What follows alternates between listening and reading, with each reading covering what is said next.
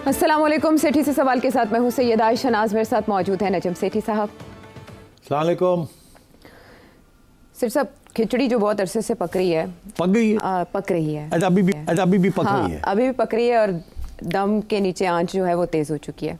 इसकी वजह यह है कि स्पेकुलेशन इस कदर बढ़ गई है मीडिया में और उसको हवा दे दी इमरान खान साहब के इस स्टेटमेंट ने कि 2 गेम्स चल रही हैं और वो चीफ जस्टिस को तौसीह देने से मुतालिक है, उनके एक्सटेंशन से मुतालिक है या उनकी सीनियरिटी पे असरअंदाज होने और अपनी मर्ज़ी का अंदर से बंदा लाने से मुतालिक है। उसके बाद से तो मीडिया में जैसे हलचल मच गई है कि गवर्नमेंट क्या करने जा रही है। दूसरी तरफ हम ये देख रहे हैं कि अता तारड़ साहब जो तर्जुमान है हुकूमत के, वो कह रहे हैं कि ऐसी कोई आइनी तरमीम नहीं होने जा रही जजिस से मुतालिक, ना ही इस पर बात हुई है। लेकिन अचंभे की बात यह है कि अचानक हुकूमत की तरफ से कौमी असम्बली का इजलास पीर को, सेनेट का इजलास मंगल को तलब कर लिया जाता है और फिर उसके बाद मुश्तरका इजलास की भी शुनीद है कि वो भी उससे नेक्स्ट डे हो सकता है। मीनवाइल मौलाना फजलुर रहमान साहब अचानक रेलेवेंट हो जाते हैं, अचानक मोहसिन नकवी साहब उनसे मुलाकात कर लेते हैं, अचानक आसिफ अली जरदारी साहब भी उनसे मुलाकात के लिए पहुँच जाते हैं और उन्हें बंदूक तोहफे में भी दे देते हैं। मौलाना फजलुर रहमान साहब का रेलेवेंट होना, इजलासों का तलब करना, फिर हुकूमत का ये कहना कि हम इस मामले पर कुछ नहीं कर रहे, तो फिर पक क्या रहा है सेठी साहब? देखिए, कल के प्रोग्राम में हमने थोड़ी सी स्पेकुलेशन की थी कि ये सब चीज़ें इसलिए हो रही हैं क्योंकि ये मुमकिन है कि कोई कॉन्स्टिट्यूशनल अमेंडमेंट की तरफ ले जा रहे हैं हमें जी। मगर उससे मैंने 2 बातें कही थी। एक, मैंने ये कहा था कि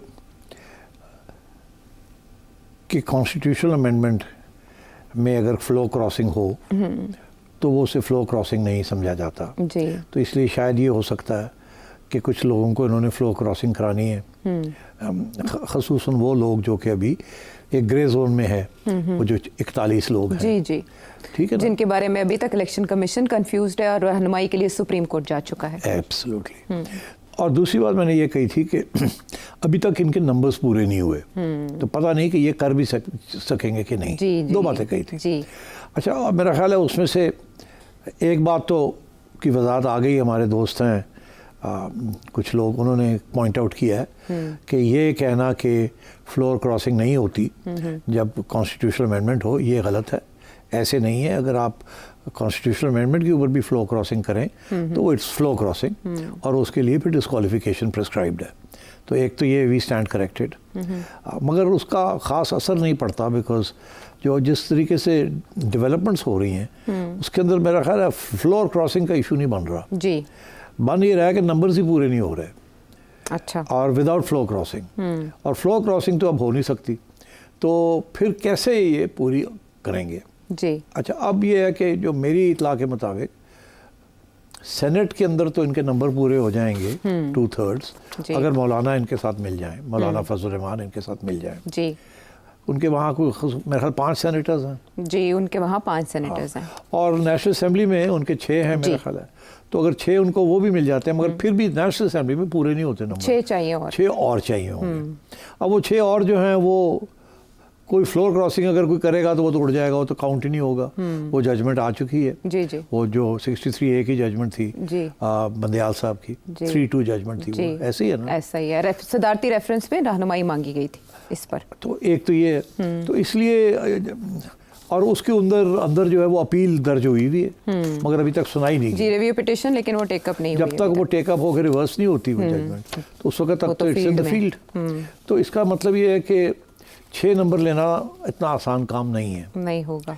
मगर जो चीज़ सोची जा सकती थी वो ये थी कि अगर इलेक्शन कमीशन जिसने वो 39 जो हैं उनको सीटें अलॉट करवा दी हैं as per the judgement of the court, reserve seat के ऊपर जो बात हुई, मगर वो जो बाकी 41 हैं उसके ऊपर इलेक्शन कमीशन जो है वो गई हुई है सुप्रीम कोर्ट के पास क्लैरिफिकेशन के लिए कि ये क्या इसको किए, बहुत से इश्यूज हैं उनके बारे में जी जिसके ऊपर अभी हियरिंग नहीं हुई और ना ही उस कोर्ट की पूरी फुल जजमेंट आई है जो कि मंसूर अली शाह ने हेड की थी जी जी।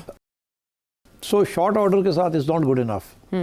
तो मेरा ख्याल है इस वजह से आज जो ये सारी स्पेकुलेशन जो हो रही थी कि कॉन्स्टिट्यूशनल अमेंडमेंट होगा नहीं होगा, उसका मकसद क्या होगा। एक मकसद तो यही था कि काजी साहब को 3 साल की मुद्दत एक्सटेंशन दे दें उनको, एक्सटेंशन हो जाए जी, एज बढ़ा दी और जाए। जिसके साथ मंसूर अली शाह की चीफ जस्टिस बनना 1.5 साल और के बाद कोई उससे असर नहीं पड़ेगा, वो फिर भी बन जाएंगे। जी। मगर अगर ऐसे हुआ तो बाकी लोग जो हैं वो उस वक्त तक रिटायर कर चुके होंगे। फिर ये भी था कि शायद रिटायरमेंट एज बढ़ा दी जाए। तो ये सारे इश्यूज जो थी ये हवा में घूम रहे थे। जी। आज अता तारड़ साहब ने 2 बातें कही हैं। एक उन्होंने कहा जी कॉन्स्टिट्यूशनल अमेंडमेंट की तरफ हम नहीं जा रहे और ना ही हम एज बढ़ाने की बात कर रहे हैं। दोनों उन्होंने निगेट कर दी, जिस पे सब स्पेक्युलेट कर रहे हैं, इसी पे बैठे हैं। तो मेरा ख्याल है सुनवा दें कि उन्होंने क्या कहा। हाँ, शामिल कर लेते हैं जी।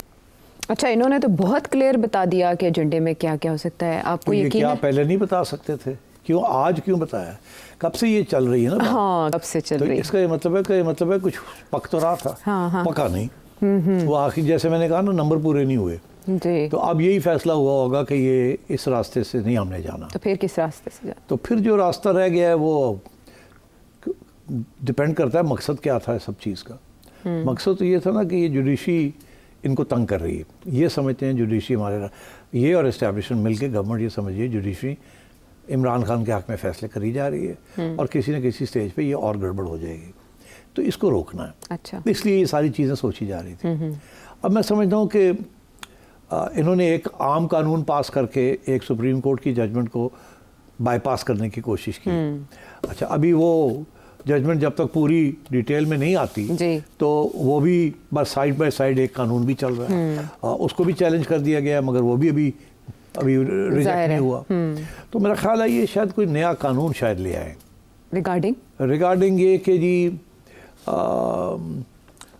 कि किस तरीके के साथ चीफ जस्टिस कैसे बनते हैं। अभी जो बातें हम सुन रहे हैं वो यही सुन रहे हैं कि जी ये कह रहे हैं कि ठीक है, अल जिहाद केस में काफ़ी अरसा पहले एक अनाउंसमेंट थी कि पार्टी प्रिंसिपल मेंटेन होगा और उससे गवर्नमेंट का कोई इंटरफेरेंस नहीं होगा। इसकी वजह से ये लाइन लग गई फिर कि पहले ये होगा, ये इतने समय रहेगा, फिर उसके बाद ये होगा जब एज पूरी होती है। पता होता था सबको कि कौन बनने वाला है। तो उसमें गवर्नमेंट की मदाखलत ख़त्म हो गई। हालांकि उससे पहले हमेशा गवर्नमेंट लगाती थी चीफ जस्टिस 96 से पहले। हाँ, that was the case. Okay. अच्छा, अब प्रॉब्लम ये आ गया है कि अगर ये सिलसिला फॉलो किया गया तो फिर आगे जो 2-3 जजेस आ रहे हैं वो तो उनके ऊपर तो इल्ज़ाम ही है कि वो बायस्ड है। तो इसलिए परेशानी तो है, इस्टेब्लिशमेंट में भी है और गवर्नमेंट में भी है। तो ये हो सकता है कि शायद ये कोई ऐसा कानून लाएं, अच्छा, जिसके तहत ये हो कि जी 2 चीज़ें। एक ये कि हम गवर्नमेंट अपॉइंट करेगी, ठीक है, और उसको चैलेंज कर लें, उसको चैलेंज कर लें और कोशिश इनकी होगी कि वो जो चैलेंज के दौरान they will mount a case ताकि वो जजमेंट अल जिहाद वाली रिवर्स हो जाए। अच्छा। कोशिश कराएंगे कि जब चैलेंज होगा कि आप तो उधर they will try and win over enough जजेस टू सपोर्ट द केस कि अल जिहाद को रिवर्स किया जाए। अच्छा, अब बात ये है वो आर्ग्यूमेंट क्या देंगे। आर्ग्यूमेंट तो नज़र आ रही है, वो ये कह रहे हैं कि अगर हाई कोर्ट के अंदर आप सीनियरिटी प्रिंसिपल नहीं मेंटेन कर रहे जी, और सुप्रीम कोर्ट के लोग उसको हाई कोर्ट में अप्लाई नहीं कर रहे तो सुप्रीम कोर्ट के अंदर क्यों अप्लाई हो रहा है। इस किस्म के आर्ग्यूमेंट्स। दूसरी एक और चीज़ भी है कि इन्होंने कोशिश तो की है ना कि कुछ रूल्स एंड प्रोसीजर्स चेंज किए जाएं, और वो जुडिशल कमीशन के ज़रिए जी, जुडिशल काउंसिल के ज़रिए। अब जुडिशल काउंसिल में कितने लोग होते हैं? 9। उनमें से गवर्नमेंट अगर समझे कि हमारे साथ कितने खड़े होंगे, अगर हम वहाँ कोई रूल्स चेंज करना चाहें, 5-4 से फिर इन्हें चाहिए, 5-4 कम से कम 5 चाहिए गवर्नमेंट को। चाहिए। गवर्नमेंट के पास एक अटॉर्नी जनरल है, एक गवर्नमेंट के पास लॉ मिनिस्टर है, 2 हो गए, एक इंडिपेंडेंट है फ्रॉम द बार काउंसिल जी, पाकिस्तान बार काउंसिल से, और एक रिटायर्ड जस्टिस हो गए, वो भी मेरा ख्याल है खड़े होंगे गवर्नमेंट के साथ जी। 3 हो गए। हाँ। एक चीफ जस्टिस साहब जिनका कहा जाता है कि इस वक्त वो थोड़े से टिल्ट हो रहे हैं टुवर्ड्स गवर्नमेंट, यही कहा जा रहा है। तो और 5वां नाम आ रहे हैं ऐसे जजेस के कि अगर वो आगे जाके चीफ जस्टिस बनते हैं तो गवर्नमेंट सिंपैथेटिक टुवर्ड्स देम, तो 5 तो मिल जाएंगे इनको। अच्छा। तो then they can also make some amendments in rules and procedures, जैसे पहले उन्होंने बनाए हैं about how to set up benches and so on, practice and procedure है। हाँ, वो उसको भी थोड़ी तब्दीली की जा सकती है अपने आप को प्रोटेक्ट करने के लिए, और एक नया कानून भी लाया जा सकता है, और फिर चैलेंज किया जा सकता है अल जिहाद को। तो अब जो अफवाहें चल रही हैं वो तो यही चल रही है ना, 2 किस्म की चल रही हैं। अब इसके ऊपर हम यही कहेंगे अफवाहें, क्योंकि इसके ऊपर कोई पक्की बात की या ये क्लेम किया कि ये पक्की बात है तो जजेस धर लेंगे आपको। अब जाहिर है, because you know area entering into areas where you can't say anything about the judiciary in a firm manner. You can say कि ये बातें हो रही हैं, ये चीज़ें चल रही हैं, और डाउट थोड़ा सा रहने दें। हाँ। तो वो 2 चीज़ें चल रही हैं ना, एक तो ये कि राब्ते करने की कोशिश की जा रही है between government oblique establishment and some जजेस, कि उनको समझाया जाए, उनसे कुछ कमिटमेंट्स लिए जाए, टर्म्स एंड कंडीशंस चेंज, कुछ बातें की जाए उनसे। अच्छा अच्छा। अब वो किस हद तक कामयाब हो रही है नहीं हो रही, मैं इधर नहीं जाऊंगा, बिकॉज ये अगेन प्रॉब्लमेटिक। कल को पूछ लेंगे जी तू है कि तू क्या था, चल ना कंटेम्प्ट, तो मैं तो नहीं उधर जाना। मगर बातें चल रही हैं। एक और बात भी चल रही है कि जब फैज़ की ट्रायल होगी तो उसके अंदर बहुत सी चीज़ें निकलेंगी जी। अभी तो साकिब निसार साहब का नाम निकल रहा है, तो हो सकता है और जजेस के भी नाम निकल आए जो कि राब्ते में थे इमरान खान के या फैज़ के साथ। तो फिर वो केस बनेगा सुप्रीम जुडिशल काउंसिल का, रेफरेंस बनेंगे उनके खिलाफ। अच्छा। तो फिर सुप्रीम जुडिशल काउंसिल में अगर 5 वोट होंगे तो वो जजेस तो गए रेफरेंस के मामले में। तो उसमें भी कि ये 6 जजेस ने जो ख़त लिखा इसके पीछे कौन था, उसका ताल्लुक जनरल फैज़ के साथ क्या था, एंड सो ऑन। खत कैसे ड्राफ्ट हुआ, किसने मदद की, so many things in the market, media market. Yes. And मेरा अपना है कि they are all linked in some way और the other with the trial of general Faiz. इसीलिए इमरान खान साहब जो है ना वो कह रहे हैं कि ये चीज़ें होने जा रही हैं, ये होने जा रहा है, एंड सो ऑन। तो that is all I can say. मैं इससे ज़्यादा नहीं बात करना चाहूँगा। ठीक है, आपने तो ये भी बता दिया कि अगर ये चैलेंज होती है तो तब क्या होगा। मेरा ख्याल है बैरिस्टर अकील मलिक जो मुशीर हैं बराए कानून व इंसाफ, 3 मामलात पर जवाब दिए हैं। एक तो उन्होंने ये बताया है कि इमरान खान साहब के जलसा मुलतवी होने में हुकूमत का क्या किरदार था, वो बात तो अपनी जगह पर अहम है। पहले हम इसको कॉन्क्लूड करते हैं कि वो क्या कह रहे हैं, हुकूमत का इजलास बुलाने का मकसद या कानून साजी या आइनी तरमीम के बारे में हिकमत अमली क्या है। जी, खुद अपना सीनियरिटी प्रिंसिपल वायलेट किया है। एक तरफ कह रहे हैं कि सीनियरिटी प्रिंसिपल सुप्रीम कोर्ट ने खुद वायलेट किया, हाँ। दूसरी तरफ कह रहे हैं हम तो नहीं सोच रहे कि कुछ किया जाए, हाँ। एक तरफ ये कह रहे हैं कि कॉन्स्टिट्यूशनल अमेंडमेंट नहीं हम सोच रहे क्योंकि उसमें भी 2/3 नहीं है चाहिए होती, मगर फिर साथ ये भी कह देते हैं कि वो हो सकता है बाद में देखा जाए, ये भी कह दिया ट्विस्ट। हाँ, तो मतलब है अभी सारे ऑप्शन उन्होंने खुले रखे हुए हैं। और मेरा ख्याल है इस वक्त ये इनका बयान और फिर अता का बयान ये ज़रूरी था क्योंकि स्पेकुलेशन बहुत वाइल्ड हो रही थी, हर किस्म की बातें आ रही थी, और ये लोग चुप करके अपना होमवर्क कर रहे थे, किसी को कुछ इन्फॉर्मेशन नहीं दे रहे थे। मेरा ख्याल है होमवर्क कंप्लीट हो गया। अच्छा। जिसकी वजह से 2 चीज़ें हुई हैं। एक तो ये बयान आ गए हैं कि फ़िलहाल तो हम कॉन्स्टिट्यूशनल अमेंडमेंट की बात नहीं कर रहे और ना ही सीनियरिटी की जो एज का मसला है इसकी बात कर रहे हैं।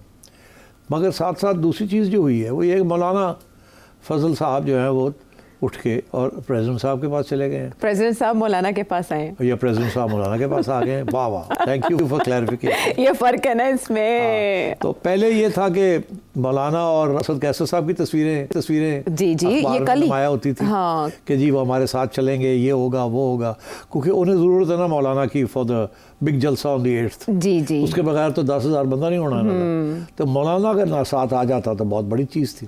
और मौलाना ने ये कार्ड अपने जेब में रखा हुआ था और ऐसे ऐसे करके गवर्नमेंट को भी दिखाते थे, जरदारी साहब को भी दिखाते थे, इनको भी दिखाते थे और इनके साथ भी फिरते थे।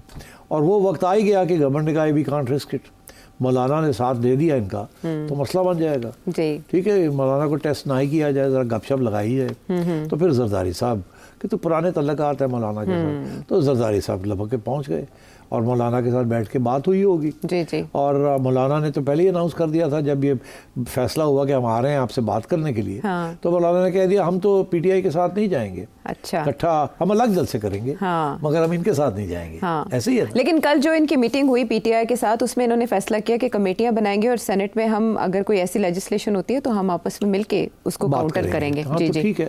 सेनेट में अब क्या लेजिस्लेशन होती है, वो तो गवर्नमेंट ने ऑलरेडी कह दिया है कि वो खतरनाक किस्म की लेजिस्लेशन की तरफ से जा ही नहीं रहे। अगर आम कानून बनाना तो फिर 2/3 की जरूरत नहीं सर, सादा मौलाना की जरूरत नहीं है। हाँ। तो मेरा ख्याल है मौलाना को न्यूट्रलाइज करने के लिए from joining hands with PTI मौलाना को याद कर लिया गया। मगर साथ ये भी कि कल को अगर जरूरत पड़ जाए तो मौलाना के साथ अच्छे तल्लकात होना इज इम्पॉर्टेंट।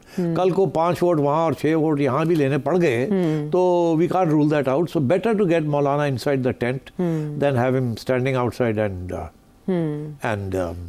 वो अंग्रेजी का एक मुहावरा है जो कि मैं कह नहीं सकता।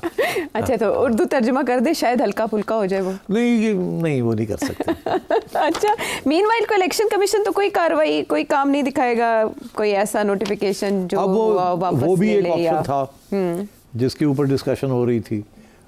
एक दो जर्नलिस्ट ने भी उसके ऊपर कमेंट किया है कि अगर इलेक्शन कमीशन अपना एक पुराना नोटिफिकेशन विड्रॉ कर लेती है जी 12 जुलाई से पहले वाला, 12 जुलाई से पहले वाला क्या हुआ था वो 12 जुलाई से पहले वाला इन प्लेस हो जाता है। और वो जो उसके बाद क्या था नोटिफिकेशन, वो रिजर्व सीट्स के ऊपर जो इलेक्शन कमीशन ने पहले मखसूस नशिस्तें अलॉट कर दी थी हुकूमती इत्तेहाद को और उनके पास अक्सरियत आ चुकी थी। अगर अदालती फैसले के बाद वो पोजीशन चेंज हो गई, लेकिन क्योंकि हुकूमत ने कानून साजी कर ली इलेक्शन एक्ट पे, वो लॉ बन गया, तो इलेक्शन कमीशन अगर गवर्नमेंट के उस फैसले को फॉलो करते हुए रिजर्व सीट्स पे अपना नया नोटिफिकेशन वापस लेते हुए पहले वाली पोजीशन बहाल कर देता है तो फिर 2/3 बन जाती है। तो ये तो चेंज हो जाएगी। ये सारी बातें अभी हवा में हैं, हवा में है और ये सारी डिस्कशंस चल रही हैं कि कैसे करना है। मौलाना को कंसल्टेशन ज़रूरी थी बिकॉज इवेंचुअली मौलाना की ज़रूरत पड़ेगी इनको, या उनको रोकने के लिए कि पीटीआई को एक साथ ना मिले आप, या हमारा साथ मिलके फिर हम आगे बढ़ेंगे। तो उसमें मौलाना फिर लेन देन तो मौलाना मास्टर है। मौलाना तो काफ़ी अरसे से कह रहे हैं कि हमें साथ लेके चलें, मगर उनके डिमांड्स काफ़ी एक्सेसिव थे ना कि मुझे ये भी चाहिए, ये भी चाहिए, ये भी चाहिए। तो हो सकता है आप उनको मिल जाए वो जो वो चाह रहे हैं। तो मैं समझता हूँ कि this is where we are right now.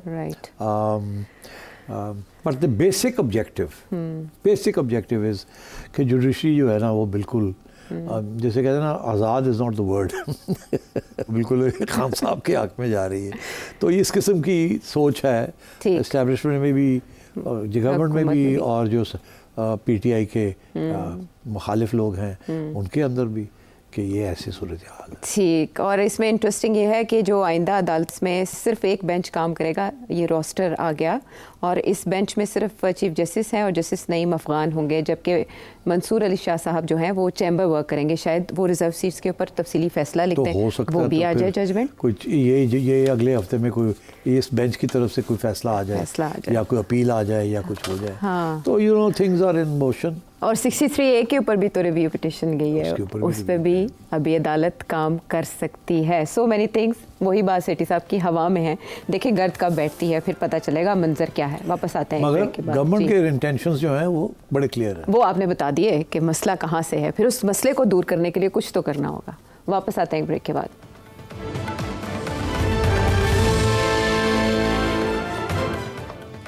Show में एक बार फिर खुश आमदेद। और बहुत इंटरेस्टिंग है ये कि इल्ज़ाम आ रहा है एक डिप्लोमेट पे कि वो लॉबिंग कर रही है इमरान खान साहब के लिए, और वो हैं बरतानवी हाई कमिश्नर। इन्होंने मुलाकातें की हैं पाकिस्तान तहरीक इंसाफ की क़यादत से भी, और कुछ ही दिन पहले नवाज शरीफ साहब से भी इन्होंने मुलाकात की। उसके बाद अज़हर जावेद साहब सीनियर सहाफ़ी हैं, उन्होंने एक ट्वीट किया है कि पाकिस्तान के लिए बरतानवी हाई कमिश्नर को तब्दील किए जाने का इम्कान है, क्योंकि वो पाकिस्तान के अंदरूनी मामलात में मुदाखलत और इमरान खान साहब की रिहाई के लिए लॉबिंग करने के इल्ज़ामात का सामना कर रही हैं। तो बरतानवी वज़ारत ख़ारजा ने इनके हवाले से पाकिस्तान में सोशल मीडिया पर चलने वाली मुहिम का नोटिस ले लिया है और इस्लामाबाद में अपने सफारत खाने से तफसीली रिपोर्ट मांगी है। इस पर आपके एक नाज़िर हैं, आपको देखते हैं, वजाहत चौधरी साहब, उन्होंने एक क्वेश्चन भी भेजा है, शामिल कर लेते हैं। जी चंद दिन पहले जो यूके की हाई कमिश्नर है जैन मैरियट, उनकी नवाज शरीफ साहब से मुलाकात हुई है मरी में। तो उसके बाद से सोशल मीडिया पे ये स्पेकुलेशंस की जा रही हैं कि उन्होंने खान साहब की रिहाई के मुतालिक और उनके केसेस के मुतालिक उनसे बात की है। क्या ये खबर दुरुस्त है कि यूके एम्बेसी खान साहब की रिहाई के लिए मुतहर्रिक हुई है और वो मुलाकातें कर रहे हैं? अच्छा यार, ऐसे है कि इस वक्त एक जैन मैरियट के ख़िलाफ़ जी आप समझें कि एक सोशल मीडिया पे कैंपेन शुरू हो रही है और उसकी जो ब्रीफिंग्स मिल रही हैं जी जी वो ज़ाहिर है इदारों से मिल रही हैं। अच्छा। क्योंकि जिस किस्म के डिटेल्स दिए जा रहे हैं वो आम तौर पे अवेलेबल नहीं होते विकीपीडिया पे, मगर वो कुछ होते हैं, कुछ नहीं होते जी। अच्छा, तो इसका ये मतलब है कि इस्टेब्लिशमेंट तो नाराज़ है हाई कमिश्नर साहब से, मेरा ख्याल है गवर्नमेंट भी नाराज़ है, सुप्रीम कोर्ट के चीफ जस्टिस भी नाराज़ हैं उनसे।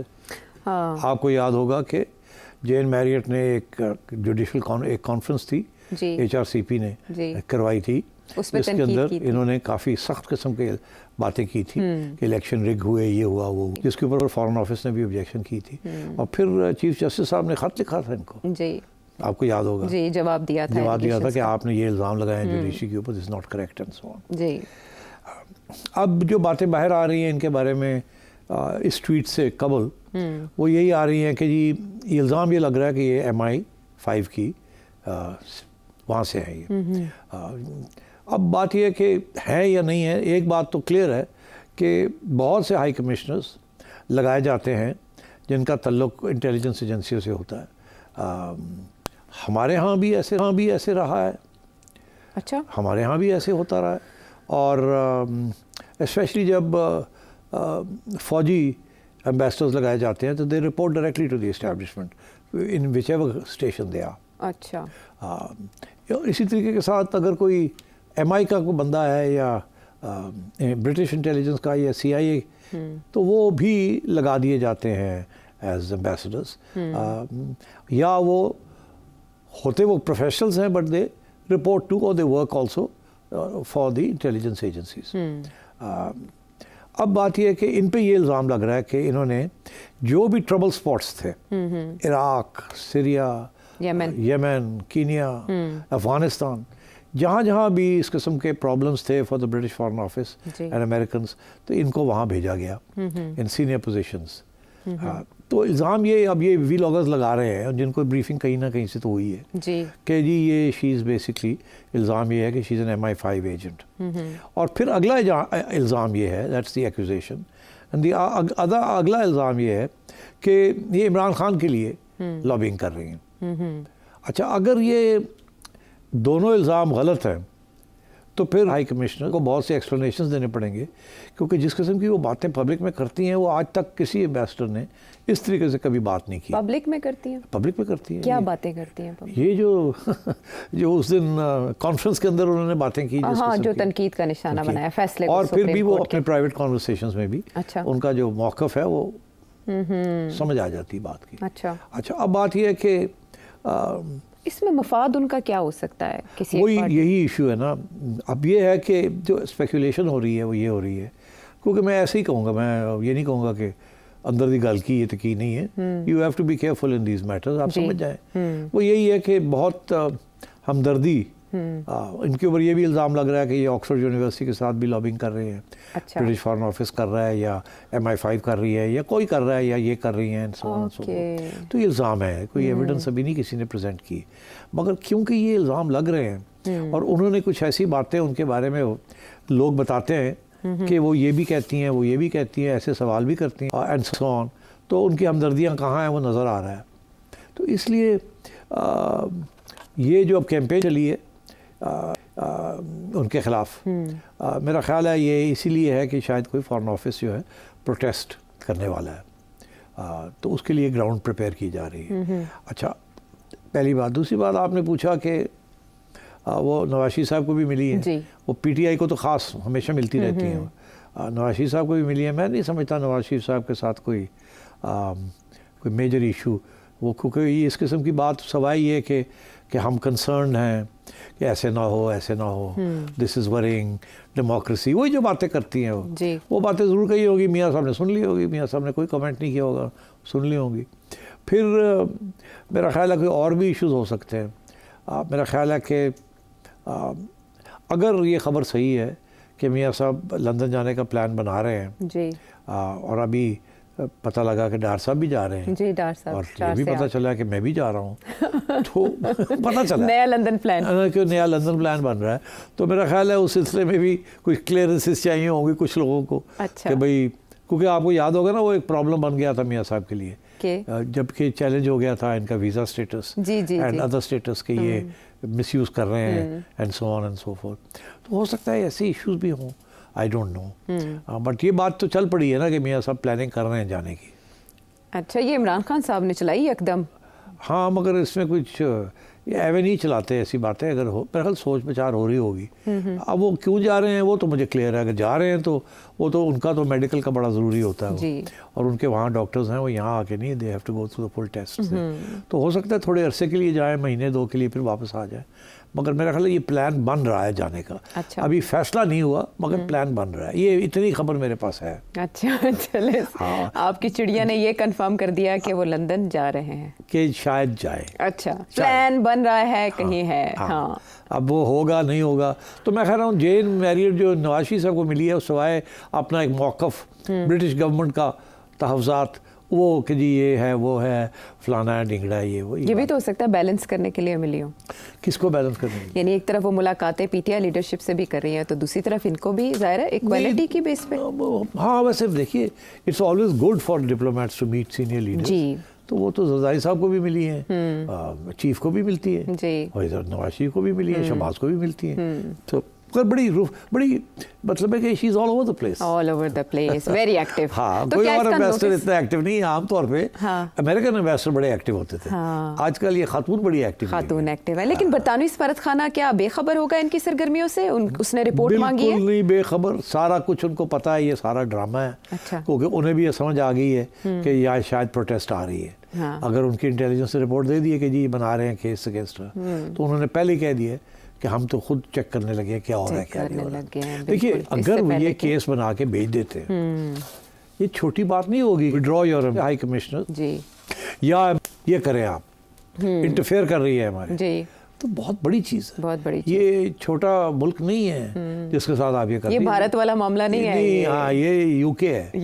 यूके के साथ तो आप पंगे नहीं ले सकते। हाँ। आपकी सारी रूलिंग एलीट की जो प्रॉपर्टीज हैं वो यूके में है, उनके वीज़े, उनके सारा कुछ वहीं है। आप पंगे उनसे नहीं ले सकते। आप ज़्यादा पंगे अमरीकनों के साथ ले सकते हैं, बरतानिया के साथ आप पंगे नहीं ले सकते। आपका पुराना तलक, कॉलोनियल तलक बड़ा तकड़ा है आपकी रूलिंग क्लास का, मदर डेमोक्रेसी, तो उसका एहतराम करना जरूरी है। पाकिस्तानी भी जितने वहाँ हैं वो भी सबसे ज़्यादा यूके में है जी। और वहाँ असाइलम सीकर्स भी सबसे ज़्यादा वही हैं। तो यूके के साथ तो आपको अच्छे तल्लुकात रखने और ऐसे व्लॉगर्स भी वहाँ पर हैं जो सबसे ज़्यादा बोलते हैं। हाँ, एग्जैक्टली। और आजकल वहाँ पीटीआई के हक में भी बड़े लोग खड़े हैं, बहुत लोग मौजूद। तो इसलिए और इसमें भी कोई शक नहीं, कंजर्वेटिव पार्टी में भी बड़ी सपोर्ट है इमरान खान की, specially from Imran Khan brother in law, और वो तो ओपन करते हैं। और तो ये सारी चीज़ें लेबर पार्टी का तो नहीं है ना ऐसा कोई झुकाव? नहीं, लेबर पार्टी का नहीं है ऐसे, बट वहाँ तो नाराज़गी है इनफैक्ट। अच्छा। मेयर ऑफ लंदन बड़े नाराज़ थे कि इमरान खान ने गोल्डस्मिथ को सपोर्ट किया मेरे खिलाफ। जैक गोल्डस्मिथ उनको सपोर्ट किया था। ठीक है, तो ये है मामला। ये जेन मैरियट के ऊपर अब सवाल खड़ा हो गया। अब मेरा ख्याल है कि ये होगा कि ये अब थोड़ी बहुत पीछे हटेंगी। इनके धमकी इनके ऊपर ये है कि हम रिपोर्ट कर देंगे, और अगर उधर से धमकी ये है कि आपने ये किया तो फिर हम भी बहुत कुछ कर सकते हैं, चले, तो फिर इसलिए होना नहीं है। मगर ये पहुंच गई है वहाँ बात, और ये एस्टैब्लिशमेंट के कहने पे ये किया जा रहा है। जिस तरह की रिपोर्ट्स बन रही हैं, सामने आ रही हैं, उससे तो ये लगे हम नजर रखे हुए हैं। यहाँ बरतानवी एम्बेसडर्स कभी इतना एग्रेसिव रोल नहीं उन्होंने प्ले किया। प्राइवेटली वो बातें जरूर करते थे, मगर पब्लिकली जिस किस्म की ये ओपन रोल जिस तरह एक्टिव है, उस तरह से ऐसा कभी भी नहीं हुआ ना। इवन अमेरिकन एम्बेसडर्स ऐसे नहीं करते ओपनली। तो ये है चीज़ें जो आपने इस मामले के हवाले से जाना है। इसे काफ़ी हसास मामला करार दिया जा रहा है, जैसे कि एक्सप्लेन किया गया। हम वापस आते हैं एक ब्रेक के बाद।